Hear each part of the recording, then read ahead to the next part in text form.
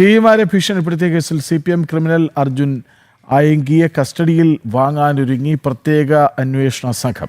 Kannur city cyber പോലീസിന്റെ custody പൂർത്തിയായ ശേഷം മൂവാറ്റുപുഴ ഡിവൈഎസ്പിയുടെ നേതൃത്വത്തിലുള്ള പ്രത്യേക അന്വേഷണ സംഘം അർജുൻ ആയങ്കിയെ കസ്റ്റഡിയിലെടുക്കും. കോതമംഗലം ഊന്നുകൽ SHOമാരെ ഭീഷണിപ്പെടുത്തിയതിലും സംഘടിത കുറ്റകൃത്യത്തിനായി സംഘം ചേർന്നതിനുമാണ് കേസുകൾ. വിവരങ്ങളുമായി നിഷ ദിലീപ് ഒപ്പം ചേരുകയാണ്.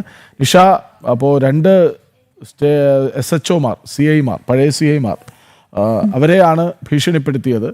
എന്തൊക്കെയാണ് അർജുൻ ആയങ്കി പറഞ്ഞതെന്ന് നമുക്കറിയാം. അതായത് ഒരു യൂണിഫോം ഇട്ട സംവിധാനത്തിൻ്റെ മുഖത്ത് നോക്കി പരിഹസിക്കുക, കബളിപ്പിക്കുക ഉറപ്പായി അവർക്ക് സഹിക്കാൻ പറ്റുന്ന ഒരു കാര്യമല്ല.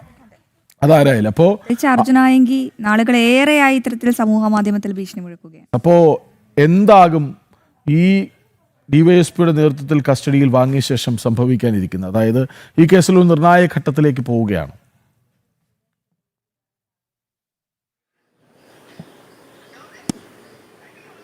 കൃഷ്ണരാജ്, അങ്ങനെ തന്നെയാണ്. നിലവിൽ ഇപ്പോൾ അർജുൻ ആയങ്കി ഉള്ളത് കണ്ണൂർ സിറ്റി സൈബർ പോലീസിന്റെ കസ്റ്റഡിയിലാണ്.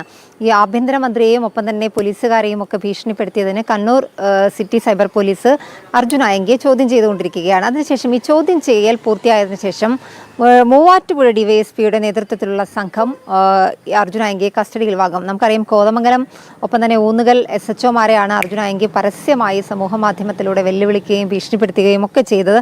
എന്തായാലും പ്രത്യേക അന്വേഷണ സംഘമായിരിക്കും ഇത് സംബന്ധിച്ച കേസ് അന്വേഷിക്കുക. ഇപ്പോൾ ഈ അർജുൻ ആയങ്കിയെ കണ്ണൂർ സിറ്റി സൈബർ പോലീസ് ചോദ്യം ചെയ്തതിനു ശേഷം ഉടൻ തന്നെ മൂവാറ്റുപുഴ ഡിവൈഎസ്പിയുടെ നേതൃത്വത്തിലുള്ള സംഘം കസ്റ്റഡിയിൽ വാങ്ങാനായി അപേക്ഷ നൽകും. എന്തായാലും എറണാകുളം സൈബർ റൂറൽ പോലീസും കേസ് രജിസ്റ്റർ ചെയ്തിട്ടുണ്ട്. ആഭ്യന്തരമന്ത്രിയെയും മുഖ്യമന്ത്രിയെയും ഒക്കെ തന്നെ ഈ സമൂഹ മാധ്യമങ്ങളിലൂടെ വെല്ലുവിളിച്ചതിനും അപമാനിച്ചതിനുമെതിരെയാണ് ഈ Ernakulam cyber police case register ചെയ്തിട്ടുള്ളത്. കോതമംഗലത്തെ ഒരു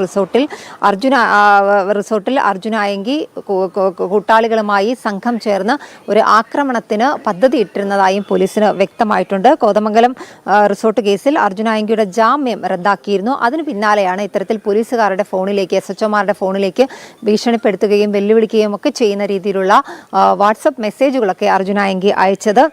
എന്തായാലും എറണാകുളം മെയ് 3 എറണാകുളം പുന്നിക്കാട്ടുള്ള റിസോർട്ടിൽ അർജുൻ ആയങ്കിയും കൂട്ടാളികളും ഒത്തുചേർക്കുകയും ഒപ്പം തന്നെ സംഘടിതമായി ഒരു കുറ്റകൃത്യത്തിനായി സംഘം ചേർന്ന് പ്രവർത്തിക്കുകയും ചെയ്തു എന്നാണ് കേസ്. ഈ കേസിൽ അർജുൻ ആയങ്കി ജാമ്യത്തിലിറങ്ങിയതിനു ശേഷമാണ് ഈ ഊന്നുകൽ കോതമംഗലം SHOമാരെ ഭീഷണിപ്പെടുത്തിക്കൊണ്ട് വാട്സപ്പിൽ ശബ്ദ സന്ദേശം അയച്ചത്. ഈ ശബ്ദ സന്ദേശമാണ് കഴിഞ്ഞ ദിവസം പുറത്തു വരികയും ചെയ്തത്. കൃഷ്ണരാജ്, അശ്വതി.